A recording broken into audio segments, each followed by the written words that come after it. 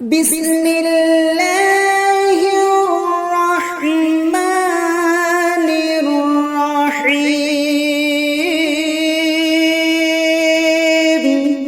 আসসালামু আলাইকুম ওয়া রাহমাতুল্লাহি ওয়া বারাকাতুহু।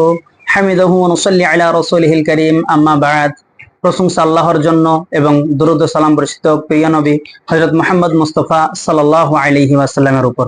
প্রিয় দর্শক, ইসলাম নামটাই শুনে যেন মনের মধ্যে একটা শান্তি অনুভব করি আমরা। ইসলাম এমন একটি ধর্ম, যে ধর্মের মধ্যে বা যে দিনের মধ্যে আপনার জীবনের পুরো কমপ্লিট দিন বা আপনার জীবন ব্যবস্থা, কমপ্লিটলি জীবন ব্যবস্থা আপনাকে ইসলাম দিয়েছেন। আপনি কিভাবে জুতো পরবেন সেখান থেকে নিয়ে আপনি কিভাবে জামা পরবেন, কিভাবে ঘুমাবেন, কিভাবে গোসল করবেন, কিভাবে খাবেন, কিভাবে চলবেন, এমনকি কিভাবে বসবেন এবং কিভাবে কথা বলবেন, সম্পূর্ণটাই কিন্তু ইসলাম আপনাকে দিয়ে দিয়েছে। সবচাইতে বড় নিয়ামত, যে ব্যক্তি ইসলাম পেয়েছে তার কাছে আর অন্য কিছু পাক না পাক, সে যদি ইসলাম পেয়ে থাকে তাহলে সে সবচাইতে বড় নিয়ামত পেয়েছে। আসুন আমরা ইসলামের একটি পার্স নিয়ে কথা বলি। যেমন আল্লাহর নবী সাল্লাল্লাহু আলাইহি ওয়াসাল্লাম বলেছেন যে কিভাবে যখন আমরা পেশাব পায়খানা অর্থাৎ টয়লেটে যাব তার প্রসেসিংটা কেমন হবে, এটাও আল্লাহ সুবহানাহু ওয়া তাআলা রাসূল সাল্লাল্লাহু আলাইহি ওয়াসাল্লাম আমাদেরকে শিখিয়ে দিয়েছেন। আপনি যদি দেখেন সহিহ বুখারী হাদিস নাম্বার 142, এই হাদিসের মধ্যে যদি দেখেন তাহলে আপনি পাবেন যে আল্লাহ রাসূল সাল্লাল্লাহু আলাইহি ওয়াসাল্লাম স্পষ্ট করে জানিয়ে দিয়েছেন যে যখন তোমরা কেউ পেশাব এবং পায়খানার জন্য টয়লেটে যাবে তখন তোমরা বাম পাটাকে আগে প্রবেশ করবে, মানে বাম পাটাকে আগে রাখবে, আর যখন বাইর হবে তখন তোমরা ডান পাটাকে আগে রাখবে। কত সুন্দর পদ্ধতি দেখুন। শুধু যে ডান পা আর বাম পাটাই এতদূর পর্যন্ত সীমাবদ্ধ আল্লাহ রাসূল সাল্লাল্লাহু আলাইহি ওয়াসাল্লাম রাখেননি, বরং তিনি একথাও বলেছেন যখন তোমরা পেশাব এবং পায়খানার জন্য টয়লেটে প্রবেশ করবে তার পূর্বে কি বলবে, একটি দোয়া রয়েছে, সেই দোয়াতে অবশ্যই আপনাকে আমাকে পড়তে হবে। এটাই আল্লাহ রাসূল সাল্লাল্লাহু আলাইহি ওয়াসাল্লাম বলেছেন। দোয়াটি কি?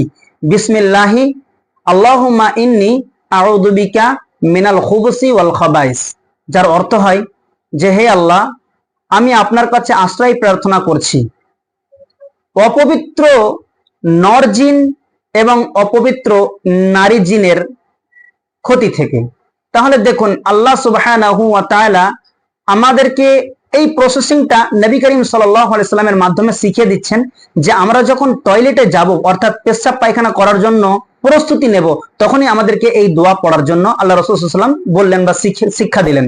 এবং আমরা টয়লেটে কিভাবে প্রবেশ করব সে কথাও তিনি বললেন যে প্রথমে বাম পা দিয়ে প্রবেশ করতে হবে। আবার ঠিক ওই রকম ভাবে যখন আমরা বাহির হব তখন ডান পা নয় বরং এই বাম পা নয় বরং ডান পা দিয়ে আমরা বাইর হব। কিছুটা দূরে এসে আবার আমরা একটি দোয়া রয়েছে, সেই দোয়াটি পড়বো যে গুফরানাকা। এই গুফরানাকা এই দোয়াটি এতটুকুই, কিন্তু এটা সহিহ হাদিসে বর্ণিত হয়েছে। কিন্তু এর পরেও একটি দোয়া রয়েছে যে হাদিসটা বিভিন্ন ওলামাগণ মুহাদ্দিসিন ইকরাম ওটাকে জয়ীফ বলেছেন, সেই জন্য আমরা সেটা নিয়ে আলোচনা করছি না। শুধুমাত্র এতটুকুই যে গুফরানাকা, যে আল্লাহ আমি তোমার কাছে ক্ষমা প্রার্থনা করি। এবার ক্ষমা প্রার্থনা করার কি অর্থ আছে না অর্থ আছে, এর লম্বা চওড়া বিস্তারিত ব্যাখ্যা বিশ্লেষণ ওলামা একরাম করেছেন এই হাদিসকে কেন্দ্র করে, দোয়াকে কেন্দ্র করে।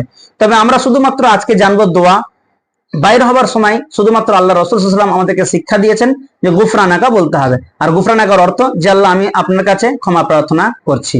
আল্লাহ সুবহানাহু ওয়া তাআলা আমাদেরকে এই টয়লেটে যাওয়ার পূর্বের যে নিয়ম কানুন বিধিবিধানটা রয়েছে এবং যে দোয়া রয়েছে এই দোয়াটাকে শিক্ষা অর্জন করে এবং এর উপর আমল করার তৌফিক দিন। আমিন।